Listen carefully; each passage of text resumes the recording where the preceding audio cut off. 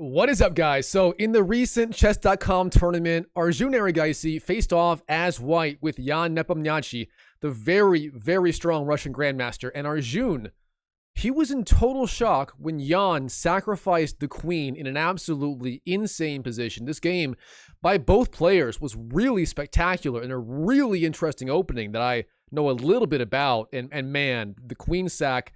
If you don't have 15 minutes to watch this video, whatever it ends up being, to see the queen sack here by Ian against Arjun in total shock, and Arjun playing on like a friggin' boss. I mean, if you don't have 15 minutes to watch this, you're just not a true Arjun fan or chess fan in general. That's all I'm saying there. So in the game, Arjun playing as white. He opens 1d4. We have knight f6, c4, e6, then knight f3, and d5. Now, Arjun Erigaisi is a very aggressive player, and he typically doesn't play the absolute main lines of 1d4 in this position with, say, g3 or knight c3. He mainly plays some different sidelines. Prognosta is kind of the same way. Gukesh plays more full mainline theory here, but Arjun doesn't really like it as much. So what does Arjun do here? He doesn't go knight c3 or g3, at least not initially. He takes on d5 first. Now, if you saw the 2024 World Chess Championships between Gukesh and Ding Liren, I mean, if you're a chess fan, of course you saw those games. You'll know that Gukesh used this exact line in one of their games. And what is the idea? Well, it's very simple. You take on d5, and if black takes back with the knight or the queen, you either go knight c3 or e4 and get a fantastic game. Therefore, black kind of has to capture back with the pawn. That is what Ding Liren did. And then you go knight c3 here. Knight to c3. So what is the idea of taking on d5 before going knight c3? Well, it does sort of limit black's options a little bit.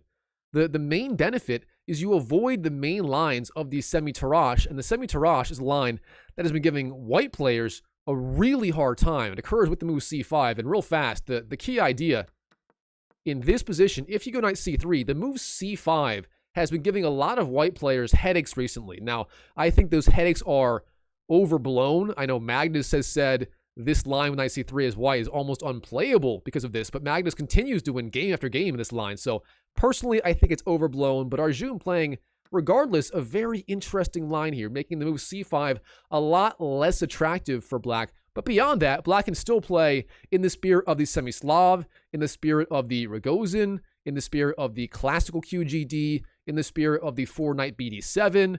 He can also go a6, h6, and so on. It's really just the semi-Tarrasch and the Vienna with d takes c4. Obviously, there's no pawn on c4, so black can't do that, but it does lead to interesting positions. All right, black, bishop e7. Ian going for the classical QGD, a very solid move. His plan is to castle, go c6, and so on. And now Arjun, bishop f4. This move has emerged as one of the main ways, if not the main way, to fight for an edge against the fast bishop e7, regardless of whether white takes on d5 right away or not. And the main idea here, white's going to go for the moves h3 and e3, and maybe even ideas like g4 and knight e5 later. And this line by white is very, very flexible, and it's actually kind of hard for black to deal with it. It's you know, white may not have an objective edge, but he certainly has a lot of pressure, and a lot of black players do crumble under this pressure. All right, Ian, c6, the typical move in this pawn structure. In this pawn structure, black's pawns belong on these squares, white's on these squares, with the bishop outside the pawn chain. Now, we have h3. This move's very important. It does two things. First of all, just as in the London system, it gives the bishop a retreat square on h2. Now, if black goes knight h5, bishop h2 is a fantastic retreat, and the bishop stays alive. But beyond that, if black goes bishop f5 here, that is a very typical idea for black, then the move g4 comes into play, and black does go bishop f5. Now, this move is not forced by any means. Black can also castle. He can also go knight bd7. He can also go queen to b6, or even bishop d6. But this is certainly the most principled option. If this bishop lives on f5 uncontested, then black is going to be doing just fine, as after all, this bishop, it locks down this diagonal, and if white ever goes e3, then bishop d3, black can just trade bishops, and black is doing pretty well. All right, here, g4 is the most challenging move, but surprisingly, Arjun, he doesn't go for it. Instead, e3 is the move. All right, Now, Jan, queen to b6, a strong move. This move synergizes very well. I don't want to draw that arrow. It synergizes very well with this move, bishop f5. These two moves work together really, really well in this position. So black here pressuring b2. Now, obviously, moves like queen to c2 or rook b1 would normally be good moves, but now the bishop controls those two squares. That is why these two moves right here synergize so well. The bishop cutting off defensive ideas and the queen targeting the pawn. All right, now Arjun. If he wants to defend the pawn, you can do it with, say, queen c1 or queen d2, and the game's level. But instead, he plays potentially a pawn sacrifice. Bishop d3, a very interesting move. Now, can black take on b2? Would that be a good idea? Well, first of all, obviously, the bishop is hanging. You can't take here, as you would lose the bishop potentially. That is not the idea. Instead, black takes, white takes back. And here, can you take the pawn? It turns out you can, but it's not a good idea. If you take that pawn, the rook comes to b1, like this, pressuring b7 behind the queen, and the knight's defended by the queen. And white's going to get a very strong rook. He's going to take on b7. Black's going to threaten the knight here, and white will be much better. So black doesn't do that. Instead, Jan, being the seasoned pro he is, knight bd7. He just develops. Now both sides castle, castles, castles, and this really is the end of the opening phase of the game, both like technically and just obviously. I mean, both sides have castled, the rooks are connected, and it is time for both sides to find a concrete plan. So what are white's ideas in this Carlsbad pawn structure where white takes on d5 and black takes back like this? Well, white has two main ideas. One is attack on the queen side with the minority attack with, say, a3, b4, intending a later b5. The other is attack in the center with moves like e4 or knight e5. So which one will white go for? Well, Arjun starts rook a b1, a logical move. Defends the pawn on b2, and beyond that, sets up future b4, b5 ideas, aka the minority attack. The minority attack is where white attacks with the pawn minority. He has two queenside pawns versus the three of black on the queen side, and white's idea is b4, b5, taking on c6, damaging black's pawn structure, making this pawn after b takes weaker, and then piling up pressure on the open b and c files like this. That is the main idea here for white. So black goes a5, clamping down on b4. Now white goes queen c2, basically increasing the pressure on the c file. An interesting move. Rook f to c1 was also playable there, by the way. Now we have queen to a6, and then rook f c1. All right, so far so good. Now black, rook f to e8, a typical square for the rook in this opening, or this pawn structure, I should say, where from here the rook pressures e4, and black may want to go knight e4 later. That is sort of the idea. Maybe bishop f8 or d6, the knight e4, and so on. And now Arjun makes a very interesting move, knight to e1.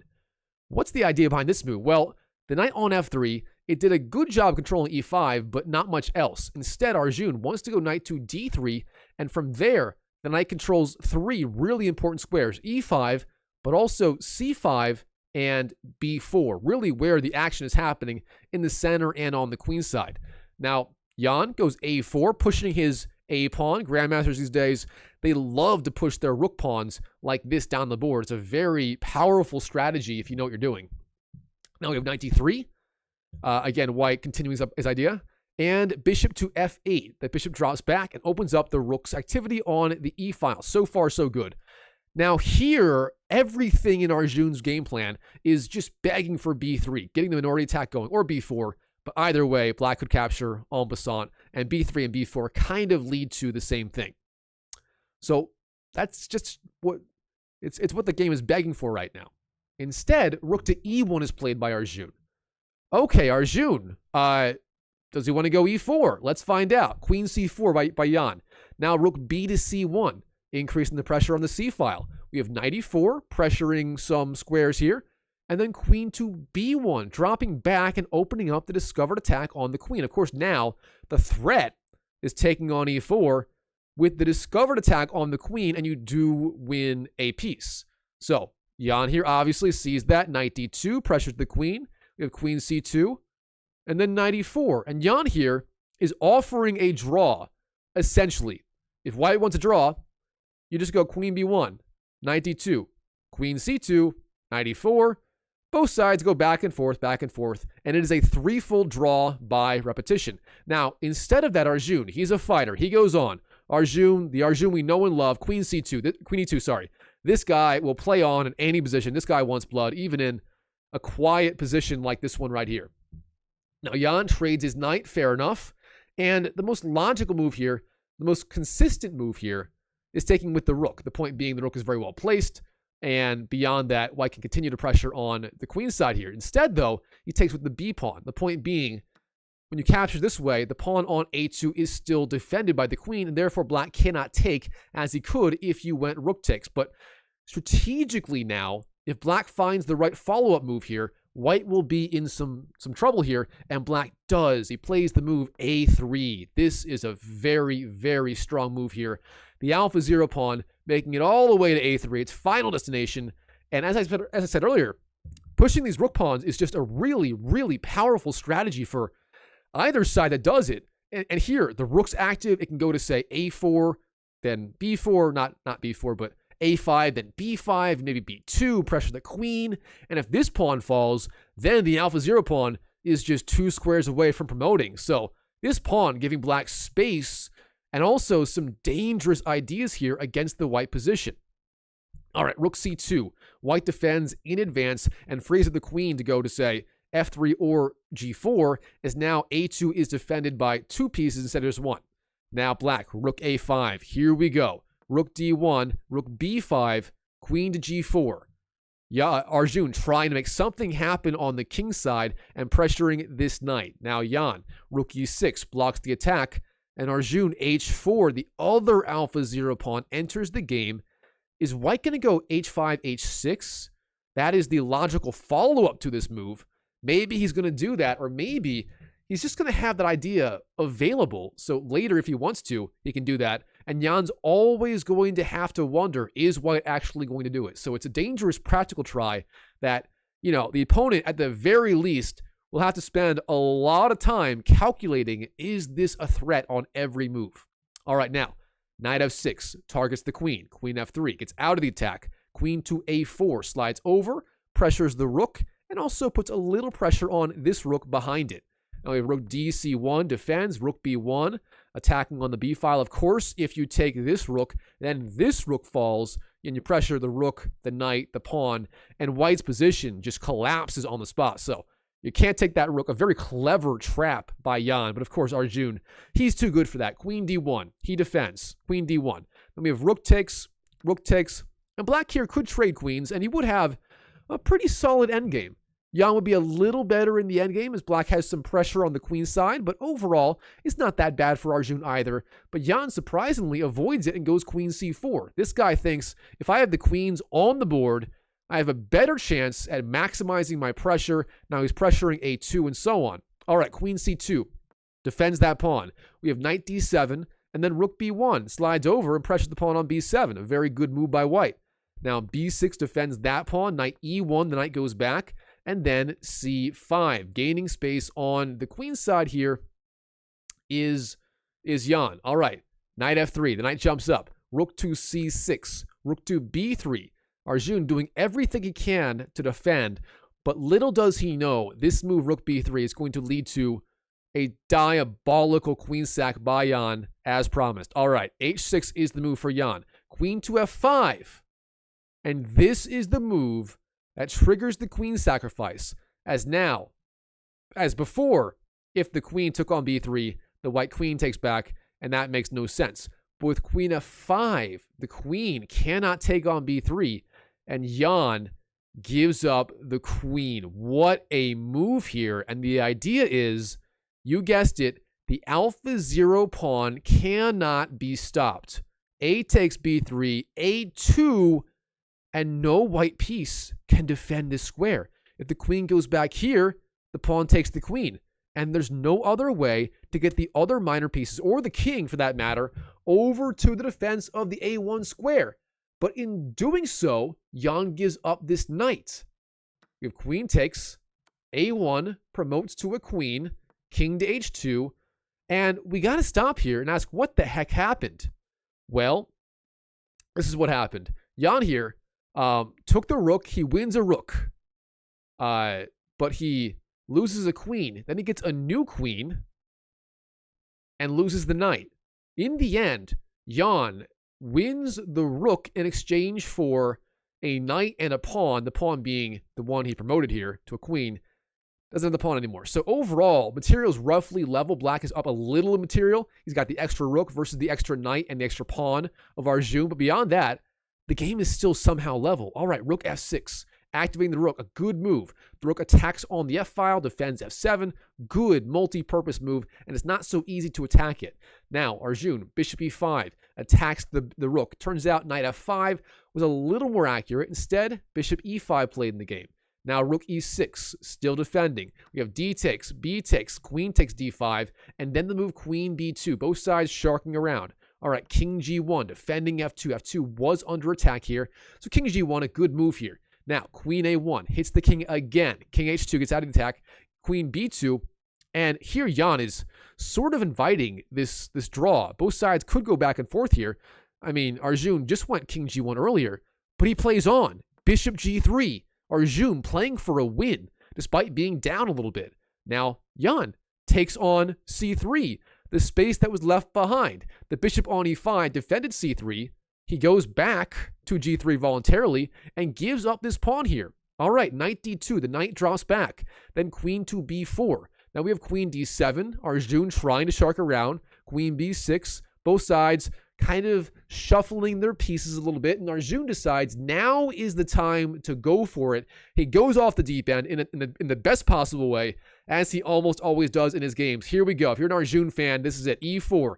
Going for the attack. Arjun, of course, has the 4 versus 3 pawn majority on the king side, and that means he is in a position to attack with the pawns if he goes for it. And very importantly, this bishop on g3 gives the king sort of this mini fortress here, which means these pawns are sort of free to start their journey down the board. Queen c6 offers the queen trade. Arjun, of course, queen d3 drops back, avoids the trade. Bishop d6 offers the trade of bishops. Now, f4. The pawns are now rolling down the board, and there's no easy way to stop either e5 or f5. And after that, f6 and e6 are both possible. We have bishop f8. Jan getting out of the way of this pawn in advance, but Arjun's not slowing down. f5. He is attacking all out. The rook goes back, and then e5. Again, there is nothing stopping these pawns here. Rook goes to a8. Jan looking for counterplay, maybe intending rook a2 and so on, with still having some scope on the back rank. Now, 94. The next piece enters the attack. As they say, bring every piece into the attack. Now, rook a2. Jan again getting counterplay, and very importantly, the knight is pinned. If you move the knight, you get checkmated in one move. That is the benefit of this move, giving white some ideas to worry about here. So, Arjun, queen f3, blocking the x-ray attack, and therefore freeing up the knight to go anywhere it wants, maybe even f6 or d6, we'll have to see. All right, king h8, the king slides over, queen d3, both sides sharking around, rook b2, pressures the pawn. And now it turns out the way forward for Arjun, according to the engine, is e5, or e6, sorry, e6. And if black takes bishop e5, pressuring the king on this diagonal, the clearance sacrifice, instead Arjun, queen to c4, pressuring f7 while still defending b3. Also a good multi-purpose move. The queen drops back, defending and attacking, both sides doing this so well. But Arjun goes for e6. Here we go. The queen takes on b3. Now queen to c1. The queen slides back. We have f takes, f takes. This pawn is hanging, but if black takes it, so would white take the rook on b2. We can't allow that. So queen c2 pressures the queen, pressures the knight. How can Arjun defend? Queen to f1. He ignores the knight and counterattacks on the bishop. Queen takes, queen takes. The minor pieces fly off the board. King to h7. Now, bishop to f2. The bishop, of course, is defended by the queen, and he's pressuring c5. There's so much going on, I can't even name simple chess squares. Queen takes e6. Jan picks up the free pawn. Jan is now up the exchange and the pawn. Can Arjun hang on? Arjun takes on c5 with the queen. Queen to e4. And here in this position, both sides sort of head for this draw by repetition. and they agree to a draw. This is not agree to a draw. This is the third time they've had this exact position in a row. And according to the rules of chess, that makes this game a draw on the spot by the threefold repetition rule. Wow, what a game by Arjun. I mean, what a queen sacrifice by Ian on move 36, activating the Alpha Zero pawn, which cannot be stopped, and leading to, I mean, a material balance that I had to check for myself because he gets back the queen, takes the rook, gives it the knight, loses the pawn. It's all very confusing. But Arjun, I mean, hanging in there and just going for it with these F pawns and E pawns like this, just freaking going for it like the madman that he is. You got to love it. So what a spectacular game. I mean, if you're not an Arjun fan after watching this game right here, I don't know what's wrong with you. Maybe maybe you got personal issues. I don't know. But this game, really, some of Arjun's most entertaining chess, certainly right here on display. Ian 2 with that queen sack. So anyways, that is all for today. Hope you enjoyed the video. Comment down below. What do you think of the queen sack?